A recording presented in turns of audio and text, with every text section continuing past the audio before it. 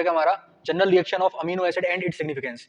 तो पहले आपको ये पता होना चाहिए कि अमीनो एसिड क्या होते हैं। तो अमीनो एसिड आपके एक स्मॉल यूनिट होती है प्रोटीन की, मतलब प्रोटीन अमीनो एसिड से मिलकर बने होते हैं। आप ऐसे बोल सकते हो कि 20 अमीनो एसिड जब मिलके आपस में मिलते हैं तो प्रोटीन बनती है, 1 प्रोटीन बनती है, ठीक है। अब ये जुड़े होते हैं आपके पेप्टाइड बॉन्ड के थ्रू, ठीक है। पेप्टाइड बॉन्ड से अमीनो एसिड आपके जुड़ जाते हैं आपस में, तो प्रोटीन को फॉर्म करते हैं, प्रोटीन बनाते हैं। प्रोटीन की स्मॉलेस्ट इकाई क्या कहलाती है? आपकी अमीनो एसिड कहलाती है। तो ऐसे जनरल इंपॉर्टेंट रिएक्शन आपकी आती है एग्जाम में। डिप्लोमा सेकंड ईयर में टॉपिक है बायोकेमिस्ट्री में, और बी फार्मा सेकंड सेमेस्टर में है। दोनों में रिएक्शन कॉमन रहती है। General reaction of amino acid and its significance, इसका मतलब क्या है कि ये जो आपका जो अमीनो एसिड है ये सामान्य रिएक्शन कौन कौन सी करता है। तो इसमें जनरल रिएक्शन हम 3 पढ़ते हैं, ट्रांसअमीनेशन, डीअमीनेशन एंड डीकार्बोक्सिलेशन। तो पहले एक एक करके हम देखते हैं कि इनके अंदर क्या क्या होगा। ट्रांसअमीनेशन का मतलब होता है कि किसी भी रिएक्शन में कोई एक मॉलिक्यूल से दूसरे मॉलिक्यूल की ओर अमीनो ग्रुप का ट्रांसफर हो जाना। किसका? अमीनो ग्रुप का। जब ये अमीनो ग्रुप आपका ट्रांसफर होता है तो ये इतना इतना पूरा ट्रांसफर होता है, कार्बन भी जाएगा यहाँ से, हाइड्रोजन भी जाएगा आपका। इतना याद रखना कि ट्रांसअमीनेशन में आपका अमीनो ग्रुप ट्रांसफर होगा, ठीक। और एंजाइम कौन सा वर्क करेगा? आपका ट्रांस अमीनेज एंजाइम वर्क करेगा, जब भी जाके आपका ये एक मॉलिक्यूल से लेके दूसरे मॉलिक्यूल में ट्रांसफर हो पाएगा अमीनो ग्रुप। अभी इस रिएक्शन को समझेंगे। अब नीचे वाले में देखो क्या होगा। डीअमीनेशन में क्या होगा कि जहां पर जिस रिएक्शन में आपका NH3 या आपके अमोनियम आयन निकलेंगे तो आप उसको बोल दोगे वो रिएक्शन क्या है? डीअमीनेशन कहलाएगी। जो लोग चैनल पर नए हो लाइक करना, वीडियो को शेयर करना, चैनल को सब्सक्राइब करना। अब ये आपका डीअमीनेशन 2 प्रकार का होता है, ऑक्सीडेटिव एंड नॉन ऑक्सीडेटिव। इसको भी समझेंगे अभी। नेक्स्ट देखेंगे हम क्या? D carboxylation. डी कार्बोक्सिलेशन का मतलब है डी मतलब अलग हो जाना, कार्बोक्सिलेशन मतलब CO2 अलग हो जाना। तो ऐसी रिएक्शन जिसमें से आपका CO2 निकल रहा होगा उसको बोल देंगे डी कार्बोक्सिलेशन। तो एक एक करके रिएक्शन को हम समझते हैं। पहली रिएक्शन हमारी देखो, रिएक्शन ए हमारी, यहाँ पर आपका अमीनो एसिड दिया हुआ है। अगर क्वेश्चन आता है कि अमीनो एसिड क्या है तो आप लिख दोगे अमीनो एसिड आपका वो कंबाइंड ग्रुप होता है जहां पर आपका COOH ग्रुप प्रेजेंट होगा, NH2 प्रेजेंट होगा, साइड चेन होगी हाइड्रोजन की, एंड आपका ये R होगा, एल्किल ग्रुप होंगे। उसको हम कॉम्बिनेशन को बोल देते हैं क्या? Amino acid.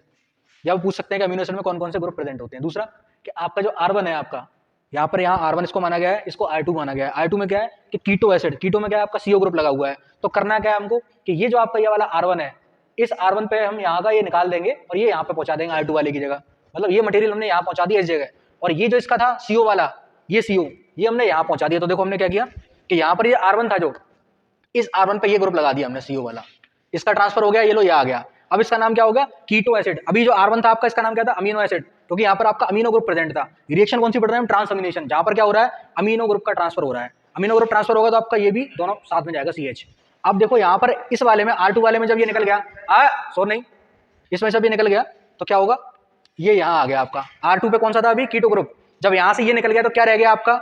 इतना इतना रह गया आपका COO और R2। तो अब यहाँ से ये जो निकला हुआ मटेरियल है यहाँ पे हम बाइंड कर देंगे इसको, कार्बन NH2 और यहाँ पर हाइड्रोजन, इसको जो बाइंड कर दिया ऐसे करके, तो ये जो आपका ये बन गया। कहने का मतलब मेरा सिंपल सा ये है कि आपका अमीनो ग्रुप ट्रांसफर हो गया पर्टिकुलर अनदर मॉलिक्यूल के लिए, इसके लिए, ठीक है। तो ये तो अपनी पहली रिएक्शन नोट हो गई। इसको नाम दिया हमने ट्रांसअमीनेशन, जिसमें क्या हुआ? आपका अमीनो ग्रुप का ट्रांसफर हो गया। अगली रिएक्शन देखते हैं हम, डीअमीनेशन।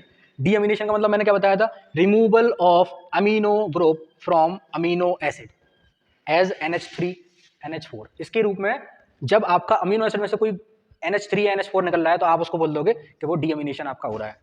अब ये डीअमीनेशन आपका 2 प्रकार से हो सकता है, ऑक्सीडेटिव फॉर्म में और नॉन ऑक्सीडेटिव फॉर्म में। Oxidative deamination and non oxidative deamination. तो पहली रिएक्शन जिसको हमने बोला है रिएक्शन नंबर B, इस पे हमने आपको बताया है ऑक्सीडेटिव डीअमीनेशन। तो देखते हैं इसको क्या। यहाँ पर क्या लिया हमने? एल ग्लूटामेट लिया है। एल मतलब लिवोफॉर्म, डी मतलब डेक्स्ट्रोफॉर्म। एल ग्लूटामेट से क्या बनना है आपका?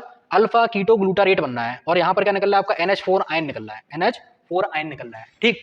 तो यहाँ से हम बोल देंगे क्या हो गया? डीअमीनेशन, मतलब अमीन ग्रुप निकल गया। इस वाले में क्या था कि ट्रांसफर हुआ अनदर मॉलिक्यूल के लिए, बट इसमें क्या है वो निकल गया, अलग हो गया उस रिएक्शन से। समझ रहे हो ना? अब ऑक्सीडेटिव में और नॉन ऑक्सीडेटिव में अंतर क्या है आपका? तो ऑक्सीडेटिव में आपका ये जो आपके को एंजाइम होते हैं NAD NADH और ये आपके ऑक्सीडाइजिंग एजेंट की तरह वर्क करते हैं यहाँ पर। और एक दूसरी पहचान क्या है कि यहाँ पर जो आपका एंजाइम वर्क करेगा उसका नाम भी एल या डी फॉर्म में होगा। देखो एल फॉर्म में क्या है? एल ग्लूटामेट डिहाइड्रोजनेज लिखा हुआ है। यहाँ का मतलब कि जो आपका एंजाइम वर्क करेगा वो भी आपकी एल या डी फॉर्म में होगा इस रिएक्शन में। और नॉन ऑक्सीडेटिव में क्या होगा? ऐसा कुछ नहीं है, वहां तो सिंपल एंजाइम का नाम लिखा होगा, एल या डी फॉर्म से मतलब नहीं है हमको, ठीक है। इतना याद रखोगे कि ऑक्सीडेटिव में आपका एल या डी फॉर्म में जो मॉलिक्यूल होगा वही आपका एंजाइम के रूप में वर्क किया जाएगा, और नॉन ऑक्सीडेटिव में ऐसा कुछ नहीं है, सिंपल एंजाइम का नाम होगा। देखते हैं इसको। देखो एल ग्लूटामेट से क्या बन गया आपका? अल्फा कीटो ग्लूटारेट बन गया और NH4 आपका निकल गया।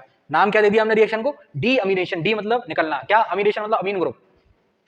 एंजाइम का नाम नोट कर दिया, एल ग्लूटामेट डिहाइड्रोजनेज। अब आपको ये भी पता होगा कि जब एंजाइम यूज किए होते हैं उसमें तो एंजाइम की पहचान क्या होती है? एंजाइम की पहचान होती है लेज लगाओ किसी वर्ड के पीछे, या नेज लगा हो, या टेज लगा हो, ये इनकी पहचान है एंजाइम की। लेज, नेज या टेज, आप पहचान लोगे ये वर्ड क्या है आपके, एंजाइम है। जैसे यहाँ पे वर्ड यूज हो रहा है नेज, डी कार्बोक्सिलेज, ठीक है, और यहाँ पे वर्ड यूज हो रहा है नेज इस जगह, तो आप पहचान लोगे क्या है ये आपका एंजाइम।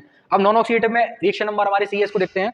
यहाँ पर आपका है एस्परजीन दिया हुआ है, एस्परजीन, यहाँ से क्या बनना है आपका, एस्परटेट बनना है, क्या बनना है, एस्परटेट बनना है, और यहाँ से आपका ये मॉलिक्यूल निकल गया आपका NH4 आयन। H2 को जब इसमें ऐड किया गया रिएक्शन को, तो यहाँ से आपका NH4 आयन निकल गया। देखो यहाँ पर आपका ये NH2 दिया हुआ था इस जगह, NH2, तो यहाँ पे आप ये मत बोलना सर बैलेंस ही कैसे इनकम्प्लीट है, उससे मतलब नहीं है हमको। यहाँ पे हमें इतना याद रखना है कि इस मॉलिक्यूल में से, इस वाले मॉलिक्यूल में से ये जो निकल रहा है, और इसकी जगह आप COOH को यहाँ बाइंड कर देंगे यहाँ पे इसको। अरे इसको निकाल दिया हमने, इसको निकालना था, इसको निकाल दिया हमने NH4 आयन में, या इसकी वैलेंसी बढ़ा देंगे, 2 मोल ले लेंगे इसके हम, तो हमारी वैलेंसी पूरी हो जाएगी। फिर भी एक हाइड्रोजन बच जाएगा हमारे पास यहाँ पर। तो इतना याद रखना कि इसमें एल फॉर्म नहीं लगाते हैं, इसमें जो सिंपल नाम है वही नाम लिख देते हैं। जैसे यहाँ पे नाम क्या है इसका मॉलिक्यूल का, एस्परजीन, तो इसमें आपका जो एंजाइम वर्कर है उसका नाम क्या हो गया, एस्परजिनेज। एस्परजिनेज क्या बन गया आपका, एस्परटेट बन गया, ठीक। नेक्स्ट रिएक्शन देखते हैं हम, डी कार्बोक्सिलेशन। डी कार्बोक्सिलेशन का मतलब है कि ऐसी रिएक्शन जिसके अंदर में से CO2 निकल रहा हो, कार्बोनिल ग्रुप में से, COOH में से, इसमें से। देखो डी कार्बोक्सिलेशन का मतलब क्या है कि आपको पता है यहाँ पर अमीनो ग्रुप में क्या प्रेजेंट है आपका, COOH प्रेजेंट होता है, तो COOH में से CO2 निकल जाएगा, क्या निकल जाएगा, CO2। डी कार्बोक्सिलेशन, तो क्या बच गया, हाइड्रोजन बच गया, वो उसमें बाइंड हो जाता है जो बच जाता है। एग्जाम्पल देखते हैं, देखो इसमें क्या लिखा हुआ है, removal of CO2 carbon dioxide, उस रिएक्शन का नाम क्या दे देंगे, डी कार्बोक्सिलेशन। पेपर में डिप्लोमा वालों में 3 नंबर में भी आ सकता है और थोड़ा लॉन्ग में भी आ सकता है ये क्वेश्चन, तो इसलिए इंपोर्टेंट रिएक्शन को नोट कर लिया करो, साथ ही साथ लाइक कर देना, शेयर कर देना कैमरामैन के लिए, और जो लोग नए हो सब्सक्राइब कर लेना चैनल को। देखो इसमें एग्जांपल नोट करते हैं, एग्जांपल रिएक्शन नंबर डी हमने बताया है इसको, हिस्टाडीन से क्या बना आपका, हिस्टामीन बन गया, और क्या निकल गया आपका, CO2 निकल गया इस रिएक्शन में से, तो आप समझ जाओगे क्या है इसका नाम है, डी कार्बोक्सिलेशन। एंजाइम का वर्क क्या हुआ यहाँ पे, एंजाइम कौन सा वर्क किया, हिस्टाडीन डी कार्बोक्सिलेज, यहाँ क्या लगा हुआ है, लेज, तो आप पहचान जाओगे एंजाइम का नाम है। अगला एग्जांपल देखते हैं इसका रिएक्शन का, ट्रिप्टोफेन। अब एंजाइम कौन सा वर्क किया है, ट्रिप्टोफेन डी कार्बोक्सिलेज, तो यहाँ भी पहचान लेंगे आपके लेज लगा हुआ है, तो ये आपका एंजाइम है इस रिएक्शन के लिए। समझ रहे हो मेरी बात को, तो क्या बन गया, ट्रिप्टामाइन और CO2 निकल गया वहां से, तो ये समझ गए ना। इस रिएक्शन में एक शॉर्ट में हल्का सा ओवरव्यू ले लेते हैं, इसमें आपका NH2 का ट्रांसफर हुआ था, इसमें आपका NH4 आयन या NH3 आयन के फॉर्म में निकल रहा था, और इसमें आपका CO2 निकल रहा था, ठीक है। ये जनरल रिएक्शन हो गई आपकी अमीनो एसिड की। अब बताते हैं कि अमीनो जो आपका ग्रुप है, अमीनो ग्रुप का रोल क्या है, सिग्निफिकेंस क्या है, महत्व क्या है अमीनो ग्रुप का।